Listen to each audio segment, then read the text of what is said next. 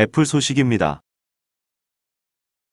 아이폰 15 내달 12일 전격 공개. 애플의 차세대 아이폰 15가 이르면 내달 12일 공개될 전망이다. 7일 블룸버그 등 외신에 따르면 아이폰 15 시리즈는 오는 9월 12일이나 13일에 공개될 가능성이 높다고 전했다. 일반적으로 애플은 아이폰 공개 당시 행사 일주일 전 초청장을 발송하기 때문에 정확한 일정은 9월 초 확인될 것이라는 게 전문가들의 평가다. 우리나라의 경우 3차 출시국으로 분류되면서 10월 초 판매될 것으로 알려졌다. 지난해 아이폰 14의 경우 9월 30일 사전 예약을 시작해 10월 7일 판매를 시작했다. 아이폰 13 역시 10월 8일부터 판매됐다. 업계에서는 아이폰 15의 프로 시리즈는 베젤이 전작 대비 더 얇아질 것으로 보고 있다. 카메라 성능이 개선되고 아이폰 최초로 USB-C형 충전 단자가 채택될 가능성도 있다. 올해 애플이 아이폰 15 프로와 아이폰 15 프로 맥스에 스테인리스 스틸 대신 티타늄을 채택한다. 이런 이유로 아이폰 14 프로 모델보다 무게가 더 가벼워질 것으로 보인다. 애플의 아이폰 15 프로는 카메라 하드웨어나 더 큰 배터리 등을 추가 가능하다. 애플은 지난 2017년부터 아이폰에 스테인리스 스틸을 사용해왔다. 한편 애플은 지난 3일 2분기 실적을 발표하고 아이폰 매출 397억 달러를 기록했다고 밝혔다. 이는 전년 동기 대비 2.4% 감소한 것으로 시장 전망치를 하회했다. 문제는 지난 2019년 초 중국 판매 둔화, 2020년 코로나19 팬데믹으로 제품 출시가 지연되고 지난해 공급망 차질을 겪을 당시에도 아이폰 판매가 감소하지 않았다. 하지만 애플 아이폰을 비롯해 PC와 태블릿 모두 작년 연말부터 판매가 감소세로 돌아서면서 우려가 더욱 커지고 있다. 애플은 이번 출시하는 아이폰 15 시리즈의 판매 추이가 향후 실적에 큰 영향을 미칠 것으로 판단하고 있다. 미국 최대 쇼핑 대목인 연말을 포함한 4분기가 애플의 중요한 시험대가 될 수 있다는 평가다. 마이크로소프트 소식입니다. 빅테크들 AI 투자 올인. 전의 전쟁 예고. 최근 인상적인 분기 실적 발표를 통해 성장 동력을 회복한 유력 빅테크 기업들이 AI를 향한 공격 투자를 예고하고 나섰다. 자율주행차, 메타버스, 퀀텀 컴퓨팅 등 판을 뒤흔들 새로운 기술에 어마어마한 투자를 감행했음에도 빅테크 기업들은 여전히 디지털 광고, 아이폰, 클라우드 컴퓨팅 서비스의 매출 대부분을 의존하고 있는데 AI가 이 같은 문제의 해답이 될 것으로 보고 투자를 확대하는 모습이다. 뉴욕타임스 최근 보도에 따르면 빅테크 기업들은 수십억 달러를 챗GPT 기반 기술인 생성 AI 기술에 투입할 계획이다. 새로운 AI 제품으로 대규모 매출을 일으키기까지는 아직 갈 길이 멀지만 실적이 개선되면서 빅테크 기업들은 생성 AI에 보다 과감하게 베팅할 여지가 많아졌다는 설명이다. 앤디 제시 아마존 CEO는 최근 실적 발표 후 가진 컨퍼런스 콜에서 생성 AI에 대한 작업은 여전히 초기 단계지만 생성 AI는 전환적일 것이다. 우리가 아는 모든 고객 경험을 바꿀 것이라고 생각한다고 말했다. 팀 쿡 애플 CEO도 실적 발표 후 AI와 머신러닝은 우리가 개발하는 모든 제품들의 사실상 필수적인 핵심적이고도 기본적인 기술이라며 지난 분기 애플 연구개발 비용은 지난해보다 31억 달러 늘었다면서 생성 AI도 일부 영향을 미쳤음을 시사했다. 애플은 지금처럼 클라우드가 아니라 아이폰과 아이패드 같은 모바일 기기에서 생성 AI를 돌리기 위해 엔지니어들을 채용하고 있다는 얘기도 나오고 있다. 마이크로소프트, 구글, 메타 경영진들 역시 AI에 대한 투자를 늘리겠다는 뜻을 분명히 했다.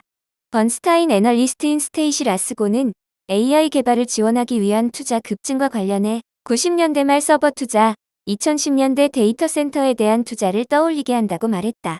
AI 투자는 빅테크 기업들에게 클라우드 컴퓨팅 매출 확대로 이어질 수 있다. 마이크로소프트 애저 오픈 AI 서비스를 사용하는 고객들 수는 올해 250개에서 1만 1000개 이상으로 늘었다. AI가 이번 분기 애저 클라우드 사업 성장에서 2%포인트 기여할 것이란 게 마이크로소프트 설명이다.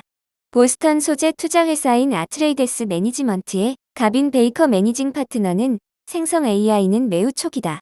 하지만 누구도 뒤처지기를 원치 않는다면서 현재 상황을 90년대 인터넷 상업화 초창기에 비교했다.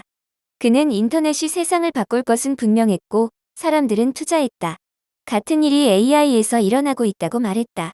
생성 AI 제품들은 이제 막 시장에 나온 만큼 테크 기업들 실적에 구체적으로 어떤 영향을 미칠지는 좀 더 두고 봐야 할 것으로 보인다. 마이크로소프트는 최근 클라우드 기반 생산성 플랫폼인 마이크로소프트 365 코파일럿 생성 AI 비서 기능에 1인당 연간 $360를 부과한다고 발표했다. 하지만 마이크로소프트가 이로 인해 얼마나 많은 신규 매출을 일으킬지는 내년 이후에나 분명해질 것이라고 뉴욕타임스가 애널리스트들을 인용해 전했다.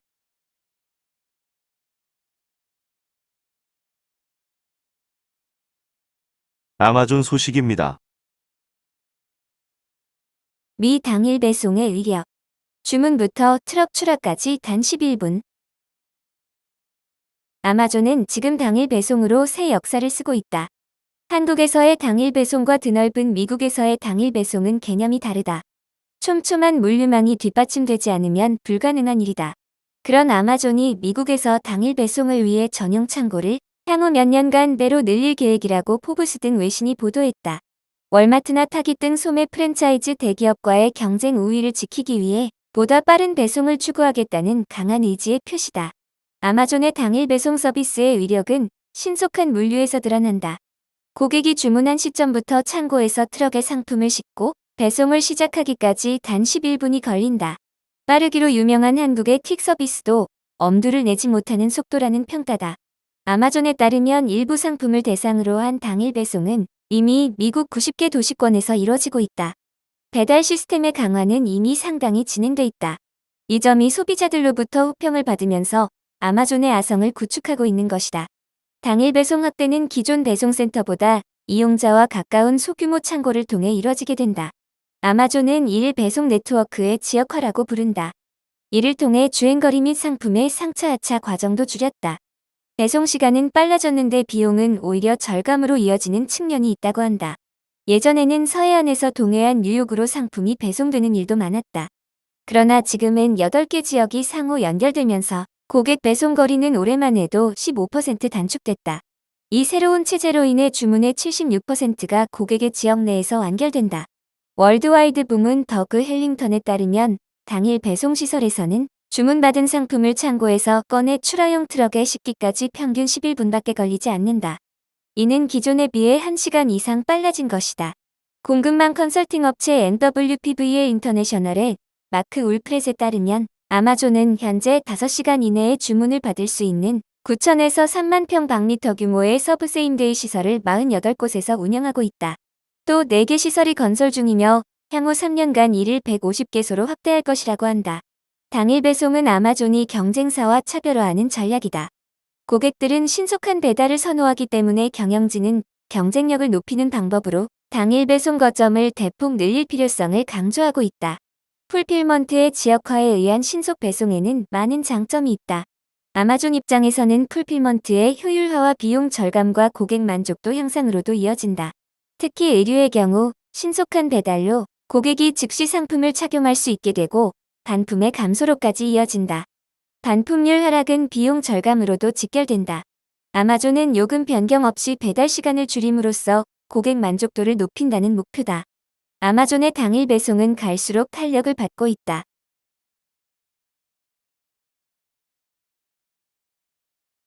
구글 소식입니다.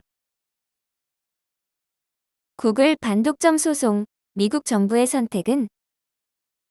구글 검색 엔진의 반독점 여부를 다투는 재판이 열린다. 미 연방법원은 구글의 검색 엔진이 반독점 여부에 해당되는지를 살펴볼 재판이라며 심리는 9월 12일 열릴 것이라고 말했다. 이번 재판은 미국 38주 법무장관의 공동소송에서 시작됐다. 이들은 구글이 강력한 검색 엔진으로 인터넷 시장을 지배하고 있으며 명백한 반독점 법안에 위배된다고 주장한 바 있다. 강경 ICT 반독점주의자인 엘리자베스 워런 미 상원의원이 주장한 플랫폼 쪼개기의 연장선으로 볼 수 있다. 미국은 전통적으로 반독점 법안 적용에 엄격한 편이다. 1910년대 글로벌 원유 시장을 좌우하던 글로벌 스탠다드를 무려 34개의 기업으로 강제 분할시키는 등 특정 기업의 시장 장악을 극도로 경계한다. 1988년 당시 PC 시장을 장악하고 있던 마이크로소프트가 인터넷 익스플로어와 윈도우를 함께 판매하는 소위 끼어 팔기 논란에 휘말렸을 때 미 법원은 회사를 2개의 법인으로 나누라는 판결을 내리기도 했다. 비록 MS가 담합을 중단하겠다 읍소하고 법원이 이를 받아들이며 실제 법인 분리는 벌어지지 않았으나 MS 창업주인 빌 게이츠가 회장 자리에서 물러나는 등 그 여파는 상당했다. 다만 구글을 둘러싼 반독점 소송 분위기는 녹록치 않다. 최근 빅테크 플랫폼 쪼개기를 시도하려는 미 당국의 시도가 번번이 꼬이는 중이기 때문이다. 아이러니하게도 1988년 인터넷 빅테크 쪼개기 소송의 주인공인 MS가 최근 미 당국의 반독점 압박 스텝을 꼬이게 한 장본인이다. 지난해 1월 687억 달러의 분리자들을 인수한다고 발표하자 미국 연방거래위원회가 시장 독과점을 이유로 즉각 반대했으나 최근 법원이 MS의 손을 들어줬기 때문이다. 캘리포니아 연방법원의 제클린 스콧 콜리 판사는 7월 11일 MS의 분리자드 인수 거래를 중단시켜야 한다는 미 FTC의 가처분 신청을 기각하며 MS의 분리자드 인수가 콘솔, 구독 서비스, 클라우드 게임 시장에서 업체 간 경쟁을 감소시킬 가능성이 있는지 확실하지 않다고 말했다. 아마존 킬러라 불리며 빅테크 저승사자로 군림하던 리나 칸 미 FTC 위원장은 제대로 체면을 구겼다. 일각에서는 리나 칸 위원장이 이끄는 미 FTC가 충분한 준비도 없이 무리하게 소송을 강행하는 바람에 빅테크 옹호론자들에게 역습의 빌미를 줬다는 지적도 나오고 있다. 구글 소송도 비슷한 분위기가 감지된다. 구글을 일단 법의 심판대에 올린 것은 고무적이지만 미 법무부의 제소 내용 중 일부는 법원에 의해 기각됐기 때문이다. 다만 미 법무부를 이끌고 있는 조나슨 칸터도 만만치 않은 빅테크 플랫폼 강경론자다. 무엇보다 구글 소송 안건을 미 법원으로 끌고 온 것 자체는 그의 공로가 결정적이었다는 평가가 나온다. 9월 12일 열리는 심리의 업계의 시선이 더욱 집중되는 이유다.